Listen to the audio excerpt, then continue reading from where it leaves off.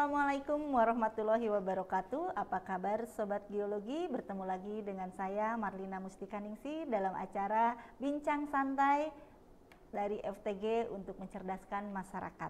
Dan untuk tema kita kali ini adalah nilai-nilai kesundaan dalam perspektif ilmu geologi. Sobat Geologi, salah satu alasan kita mengambil tema tentang nilai-nilai kesundaan dalam perspektif ilmu geologi adalah ini ada kaitannya dengan salah satu mata kuliah wajib yang harus diambil oleh mahasiswa baru di Universitas Padjadjaran, yaitu mata kuliah OKK, Olahraga, Kewirausahaan, dan Kesenian, di mana mata kuliah ini mendorong mahasiswa untuk mampu menguasai berbagai keterampilan dasar dalam melakukan aktivitas sosial dan juga mahasiswa ini dituntut untuk dapat membantu masyarakat dan menjaga keberlanjutannya melalui kegiatan kewirausahaan. Dan salah satu materi yang disampaikan adalah tentang nilai-nilai kesundaan. Seperti kita ketahui bahwa Universitas Padjadjaran berada dan terletak di tanah Sunda, sehingga ini menuntut para mahasiswa untuk dapat berinteraksi, karena mereka akan menyelesaikan studinya di Unpad. Jadi mereka selama melakukan studi di Unpad harus dapat mengetahui tentang nilai-nilai kesundaan ini. Dan berkenaan dengan hal tersebut, kita akan membahas tentang nilai-nilai kesundaan ini dalam perspektif ilmu geologi. Bagaimana ilmu geologi mengaitkan fenomena-fenomena geologi tersebut dengan nilai-nilai kesundaan yang ada di Bumi Parahyangan ini. Dan bersama kita telah hadir narasumber yang akan membahas tentang nilai-nilai kesundaan dalam perspektif ilmu geologi, yaitu Bapak Profesor Nana Sulaksana. Dan beliau adalah salah satu guru besar dari Fakultas Teknik Geologi Universitas Padjadjaran yang saat ini sudah hadir bersama kita. Selamat datang, Prof. Terima kasih, Karina. Ketemu lagi kita. Selamat bertemu lagi. Dan tema kali ini menarik ya, Prof ya. Betul sekali. Kita akan melihat perspektif ilmu geologi dengan nilai-nilai, kaitannya dengan nilai-nilai kesundaan ya, Prof ya. Karena seperti kita ketahui nilai-nilai kesundaan ini ada dalam salah satu materi dalam mata kuliah OKK ya, Prof ya, yang wajib diambil oleh para mahasiswa baru kita di Unpad. Nah, yang menjadi pertanyaan awal nih, Prof, apa sih atau bagaimana sih nilai-nilai kesundaan tersebut secara umum dalam perspektif ilmu geologi? Iya, iya. Baik. Terima kasih, Teh Lina. Ya. Jadi kita bisa mengisi lagi acara ini sudah sekian lama barangkali ya, Prof, kemarin ya. Kita sempat rehat dulu ya, Prof ya. Ya. Nah, ini barangkali kita diberikan sebuah kesempatan oleh Pak Prof. Ganjar Kurnia. Beliau adalah Rektor Universitas Padjadjaran pada beberapa waktu yang lalu. Memberikan kesempatan kepada saya untuk mengulas tentang nilai-nilai kesundaan ini dari perspektif ilmu geologi. Dan alhamdulillah saya bisa diberi kesempatan oleh channel FTG ini untuk menyampaikannya dalam bentuk yang lebih baik, yang lebih interaktif ya. Dan agar nanti sharing kita bisa didengar oleh semua orang ya, Prof ya, tidak hanya oleh mahasiswa baru saja ya. Betul sekali ya, betul. Nah, itu maksudnya barangkali. Nah, memang betul perspektif ilmu geologi ini ya. Nah, ini sebelum masuk menjawab pertanyaannya, kita bisa melihat bagaimana indahnya pemandangan atau keadaan geologi dari Tatar Sunda ini. Sebelah kiri ada gunung, di tengahnya ada sawah, kemudian ada perbukitan, di sebelah kanan atas itu kars yang terdiri batu gamping di Padalarang. Kemudian yang kiri bawah itu adalah gambaran indah sebuah dusun perkampungan ya. Nah, kemudian di paling kanan bawah itu adalah sebuah danau, ada rakit di sana. Ya, indah sekali ya. Sangat indah sekali. Terlihat. Itu tentang keindahan Tatar Sunda ini. Memang betul, Teh Lina, bahwa perspektif ilmu geologi dalam menggali nilai kesundaan ini menjadi amat penting bagi para mahasiswa seperti tadi disampaikan oleh Teh Lina.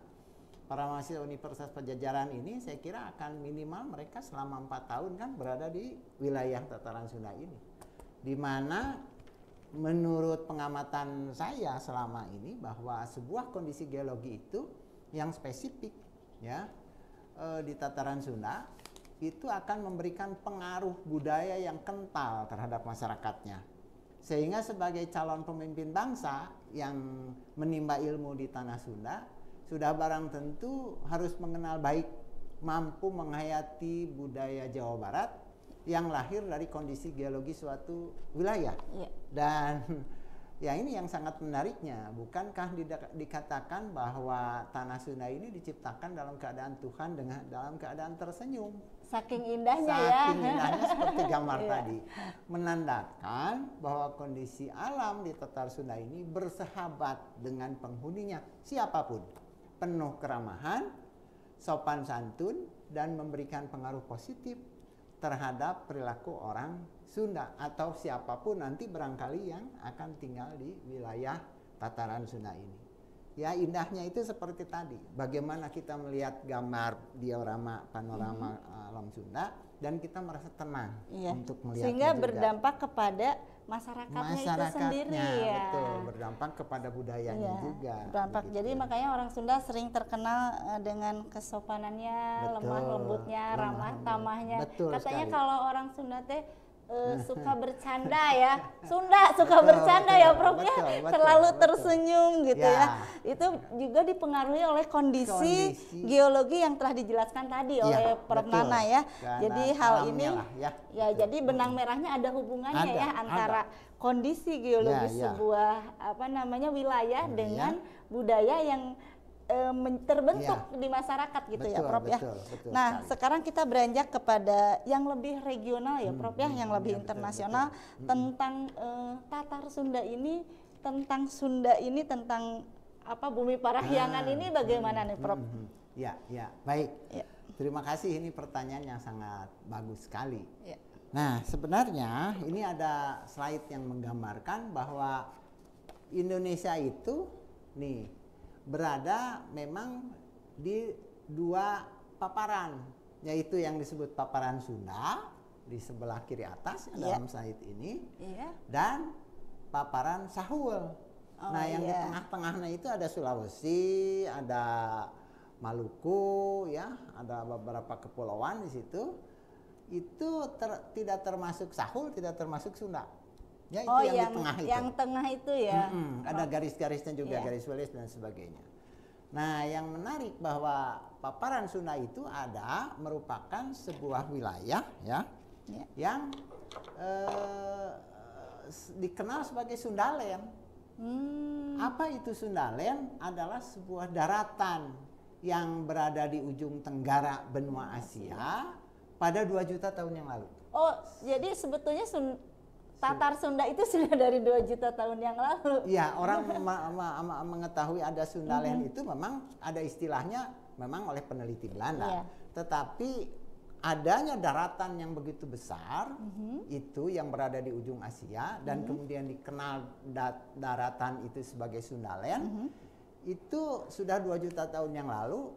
Apa saja di sana? Ada Semenanjung Malaka, ada Kalimantan, ada Sumatera, dan Pulau Jawa. Daratan ini yang dalam istilah ilmu geologi dikenal sebagai Sundaland. Luasnya hampir sama dengan luas Eropa. Jadi menjadi terpisah gitu ya Prof ya? Betul. Dengan Indonesia Timur ya. Tapi kemudian kan itu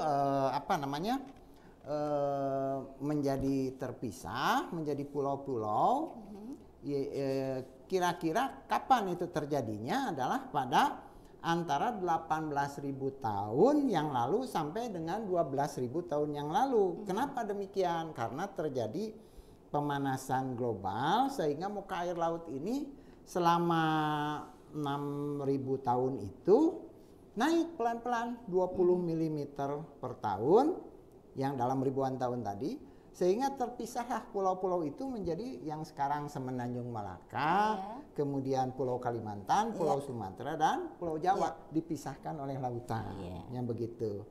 Nah, bahkan ada hasil penelitian nih dari Oppenheimer. Oppenheimer itu ahli dari genetika di Oxford University yang melakukan penelitian transdisiplin sehingga menerbitkan publikasinya itu tahun 1919 yang dikenal dengan teori apa itu out of Sundaland, menyatakan bahwa asal muasal bangsa Asia itu adalah dari Sundaland ini. Oh, justru Asia itu berasal dari Sundaland ini. Iya, dari Sundaland itu ke arah berbagai wilayah di Asia, asalnya dari situ. Walaupun memang ada pendapat lain ya. Hasil penelitian dari Lembaga Biologi Molekuler Eijkman 10 tahun kemudian ya dari penelitian Oppenheimer yang menyebutkan asal usul orang Asia itu justru dari Taiwan. Ya, jadi ada sedikit berbeda ya dengan penelitian itu. Jadi ada beberapa pendapat ya Prof ya tentang hal tersebut. Betul. Tapi intinya bahwa Sundaland itu adalah sebuah daratan besar yang sebesar Eropa, dari Semenanjung Malaka terus Kalimantan, Sumatera dan Jawa. Nah, ya, yang menarik dengan istilah Sundaland. Kenapa ini dinamakan Sundaland? Gitu? Betul. Nah, inilah seperti telah disinggung tadi pada waktu awal, ini istilah Sundaland ini mulai dikenal oleh Molengrap ya, seorang peneliti Belanda pada tahun 1919 untuk menamakan daratan purba tadi ya, daratan purba yang kemudian disitir lagi oleh peneliti Belanda yang sangat terkenal yaitu Van Bemmelen, yaitu tahun 1949. Menyebutnya juga demikian.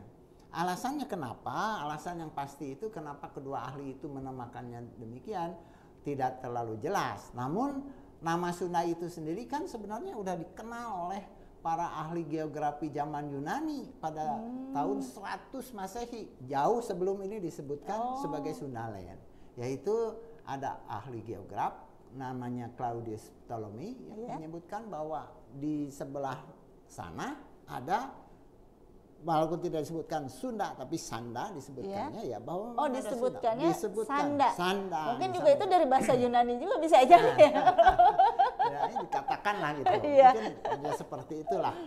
Jadi kemungkinannya ahli Belanda ini menamakan Sunda untuk daratan besar ini karena menurut pendapat saya ada kelebihan dari etnis Sunda ini yang memandang alam sebagai sumber ilmu pengetahuan serta etnis yang mempunyai kepedulian tentang ilmu alam. Sebagai contoh, tentu kita sudah mendengar kan legenda Sangkuriang. Itu adalah legenda yang memberikan pelajaran tentang genetika atau asal muasal secara geologi Gunung Sunda Purba serta kelahiran Danau Bandung dan terjadinya Gunung Tangkuban Perahu. Jadi itulah barangkali orang Belanda melihatnya, orang Sunda ini dalam filosofis hidupnya dia lebih banyak melihat alam sebagai bagian yang dia pandang sumber ilmu pengetahuan. Tadi sudah menyinggung tentang legenda Sangkuriang. Kita tahu legenda Sangkuriang yaitu tentang anak yang mencintai ibunya ya Prof ya, dan kemudian kita tahu justru itu menjadi Tangkuban Parahu kalau orang Sunda bilang karena gunungnya menyerupai katanya perahu telungkup mungkin gitu ya. Nah, ternyata ada cerita di balik legenda Sangkuriang yang dikaitkan dengan ilmu geologi ya Prof ya. Nah, kita cerita di sini nih, mungkin bisa dijelaskan panjang dan lebarnya nih tentang legenda Sangkuriang kaitannya dengan ilmu geologi nih Prof. Betul. Bagus. Saya kira ini suatu hal yang sangat menarik ya. Jadi legenda Sangkuriang itu ya dalam kacamata ilmu geologi itu memang menceritakan tentang adanya gunung api purba. Ya, yang disebut Gunung Sunda. Kapan itu adanya? 200.000 sampai 100.000 tahun yang lalu. Gunung ini sangat tinggi dan besar. Dasarnya itu diperkirakan dari rekonstruksi yang dibuat oleh para ahli geologi itu sekitar 20 km dasarnya panjangnya. Dasar panjangnya 20 km berarti dari sini ke Bandung mungkin ya Prof. Dari Jatinangor ke Bandung 20 km. 20 km. Nah, tingginya itu yang hebat 4.000 meter. Ya, sangat tinggi sekali. Ya, Nah, sangat kalau tinggi lihat sekali. gunung api yang sekarang itu kan paling tinggi 3.900, 3.800 meter. Ini kurang lebih 4.000 meter lah. Karena gunung api ini erupsinya eksplosif dalam pengertian geologi itu selalu meletus besar gitu ya. Dia mengeluarkan material dan komposisinya itu asam, yaitu kandungan silikanya di atas 70% dan berwarna putih pucat, sehingga seluruh tubuh gunung api tersebut ditutupi oleh warna putih karena material yang dikeluarkan oleh tubuhnya itu yang di dalam bahasa Sanskerta disebutnya sebagai Suncunda. Cunda ya bahasa Sanskerta artinya putih. Nah, jadi gitu. Gunungnya menjadi putih karena mungkin karena material dari gunung api meletus tersebut ya, Prof ya. Betul. Nah, singkat cerita, kalau tadi 200.000 tahun, 100.000 tahun yang lalu ini, Gunung Sunda Purba ini mengalami letusan sangat besar. Yang dikenal di dalam istilah geologi itu ada paroxysma eruption. Sehingga sebagian besar tubuhnya itu hancur. Mungkin sepertiga atau bahkan 2/3 dari tubuhnya itu hancur, yang menyisakan sebuah kawah besar. Kawah besar ini biasa disebut sebagai kaldera dalam istilah geologi. Jadi beda antara kawah dengan kaldera. Kaldera itu besar, berukurannya berapa? 6 kali 7 km. Kalderanya itu karena sangat luasnya. Karena begitu banyak materialnya, maka yang jatuh di sekitar Sungai Citarum, nah ini ceritanya Citarum Purba itu di sekitar Padalarang, itu membendung aliran sungai ini. Sehingga membentuk Danau Bandung. Nah itu jadi letusan Gunung Purba tersebut membendung Danau Bandung, membendung gitu. sungai sehingga terbentuklah Danau Bandung. Seperti itu ya. Nah, sekitar 90.000 tahun yang lalu, ini agak panjang sedikit ceritanya supaya nyambung. Tiba-tiba dari dasar kaldera yang ukuran tadi 6 kali sekian kilometer itu muncul lava yang kemudian secara berangsur membentuk tubuh gunung api. Letusan dari puncak gunung api ini berpindah-pindah dari beberapa kawah sehingga bagian puncaknya itu terpotong-potong menjadi bentuk yang datar menyerupai dasar perahu. Dan kalau dilihat dari kejauhan nampak sebagai perahu yang terbalik. Bahasa Sundanya itu nangkum. Inilah proses terjadinya Gunung Tangkuban Perahu. Jadi ini dari yang Gunung Purba tadi, kemudian kaldera, kemudian muncul lava, kemudian berangsur membentuk tubuh gunung api. Gunung api lagi. Jadi gunung api baru gitu, Prof? Gunung api baru, anaknya Gunung Sunda. Jadi anaknya Gunung Purba yang tadi ya, Prof, yang menjadi Gunung Tangkuban Perahu ini. Nah, gunung api ini sampai sekarang kan masih ada dan masih aktif, sehingga ini merupakan kawasan tujuan wisata andalan Jawa Barat yang selalu sangat ramai istimewa karena mungkin hanya 1 dari 2 gunung api atau beberapa gunung api di dunia ini yang sampai ke pinggir kawahnya dapat ditempuh dengan mobil Betul sekali. Jadi kalau kita berkunjung ke Tangkuban Perahu itu nggak usah berjalan gitu ya. Wisatawan tuh langsung lihat bibir kawah. Langsung ke bibir kawahnya. Nah, jadi kalau menurut saya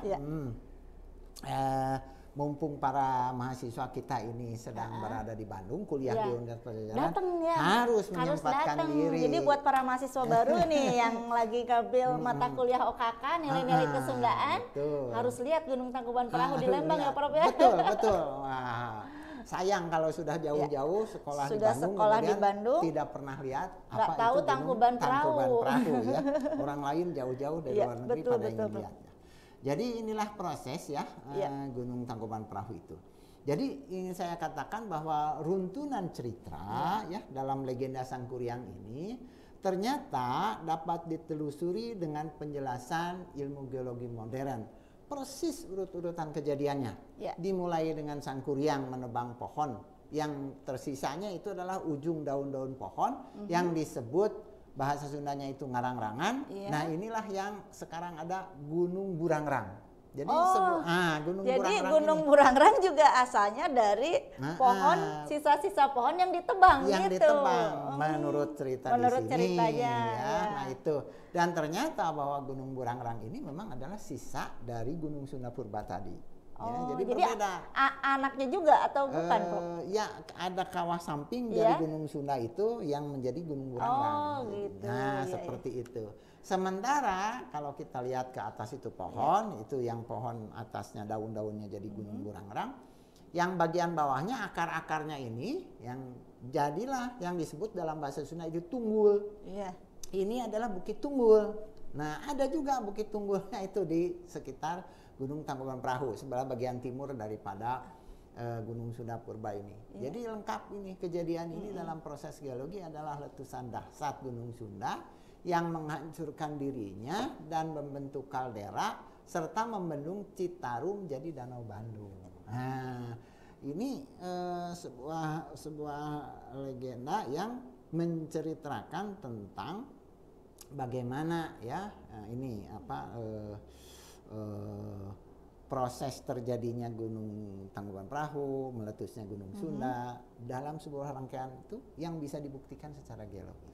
Nah, Jadi boleh saya katakan ya, amarah tempat terjadinya pembendungan ini adalah tadi disebut ya di sekitar itu Citarum, Padalarang lah, sekitar Padalarang itu.